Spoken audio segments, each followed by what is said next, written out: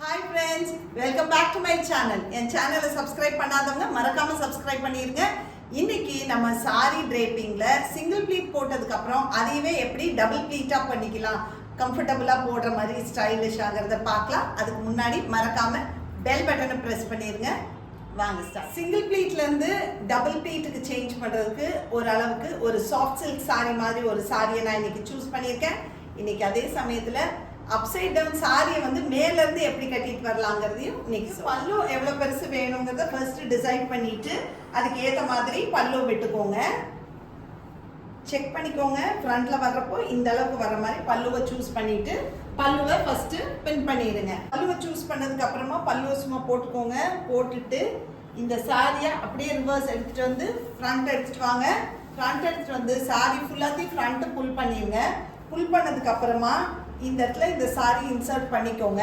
பண்ணிட்டு உள்ள வழியா அகைன் இந்த பல்லுவத்து லிஃப்ட் பண்ணிருங்க. பல்லு உள்ள வழியா சாரியை போட்டு இப்படி எடுத்துட்டு வாங்க. எடுத்துட்டு வந்து உங்களுடைய சாரியை வந்து ஃப்ரண்ட்ல எங்க டக்கன் பண்ணணுமோ அந்த இடத்துல கரெக்டா டக்கன் பண்ணிக்கோங்க. இப்போ உங்களுக்கு கட்டுறது வந்து ரொம்ப ஈஸியா கம்ஃபர்டபுளா மடமடன்னு கட்டிடலாம். ஸோ இந்த சாரி இந்த இடத்துல டக் பண்ணிக்கோங்க. ப்ளீட் இங்கிருந்து ஸ்டார்ட் பண்ணுங்க. ஃபர்ஸ்ட் ப்ளீட் ஆஸ் யூஷுவல் பெரிய ப்ளீட் எடுங்க. சாஃப்ட் சில்க் சாரிலெல்லாம் ஃப்ரண்ட் ப்ளீட் எவ்வளோ குட்டியாக வேணுமோ அந்த அளவுக்கு குட்டியாக எடுத்துக்கோங்க. குட்டியாக எடுத்ததுக்கு அப்புறமா இந்த சாரியில் இந்த அளவுக்கு லென்த் வந்த உடனே இந்த இடத்துல ப்ரெஸ் பண்ணிக்கோங்க. ப்ரெஸ் பண்ணிட்டு உங்கள் ஃப்ரண்ட் ப்ளீட் இப்படி எடுத்துகிட்டு வந்தீங்கன்னா இந்த இடத்துல ஆட்டோமேட்டிக்காக கேதரிங்ஸ் வரும். அந்த கேதரிங்ஸ் எல்லாம் இந்த இடத்துல வச்சு டைட்டாக ஹோல்ட் பண்ணிக்கோங்க. இந்த ப்ளீட் எல்லாத்தையும் உங்களோட ஃபிங்கரில் பேலன்ஸ் பண்ணிக்கோங்க.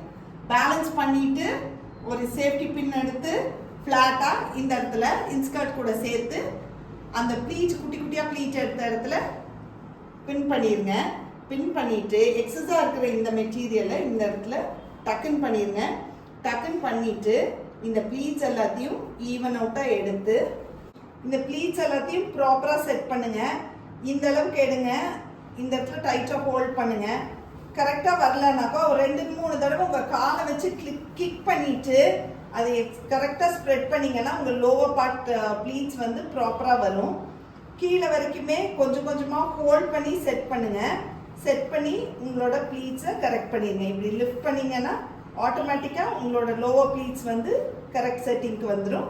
கரெக்ட் செட்டிங் வந்த உடனே இந்த டாப் ப்ளீட்டை ஹோல்ட் பண்ணிட்டு நீட்டா டக்கன் பண்ணிடுங்க. டக்கன் பண்றது கரெக்டா உங்க பெல்லி கிட்ட டக்கன் பண்ணணும். டக்கன் பண்ணிட்டு எக்ஸஸா வர்ற இந்த மெட்டீரியலை ஒரு குட்டி ப்ளீட் மாதிரி எடுத்து அந்த இடத்துலயே டக்கன் பண்ணிடுங்க. டக்கன் பண்ணதுக்கு அப்புறமா இந்த இடத்துல டைட்டா ஒரு பின் பண்ணிடுங்க. ஸோ இந்த சிங்கிள் ப்ளீட் சாரியை டபுள் ப்ளீட் பண்ணுறதுக்கு உங்கள் சாரியை டோட்டலாக விடுங்க. உங்கள் கையை இப்படியே தூக்குனீங்கன்னா எந்த இடத்துல மெஷர்மெண்ட் வருதோ அதை நேராக எடுக்காதீங்க. இப்படி லிஃப்ட் பண்ணீங்கன்னாலே அது ஸ்லாண்டிங் லைன் வரும். அந்த ஸ்லாண்டிங் லைனை ஃபாலோ பண்ணி சாரி இப்படி போட்டிங்கன்னா ஸ்டைலிஷாக சிங்கிள் ப்ளீட் போடுறத ப்ளீட்டடாக மாற்றுறதுக்கு ஃபினிஷும் ஸ்டைலிஷாக இருக்கும். ட்ரை பண்ணி பாருங்கள். நாளைக்கு இதே ப்ளீட்ல 3 ப்ளீட் இந்த பிட் வராம எப்படி போடலாங்கிறத பார்க்கலாம். மறக்காம என் சேனலை சப்ஸ்கிரைப் பண்ணிட்டு பெல் பட்டனை பிரஸ் பண்ணிருங்க. until then it's bye from Yuktha. Sorry draping ஆகட்டும், செல்ஃப் மேக்கப் ஆகட்டும், எனக்கு வந்து குரூப்பா வேண்டாம், 1-on-1 செஷன் தான் வேணும்னீங்கன்னா என் நம்பரை காண்டாக்ட் பண்ணுங்க. உங்களுக்கு 1-on-1 செஷனும் தனியா ஆன்லைன்லயும் போகுது, ஆஃப்லைன்லயும் போகுது.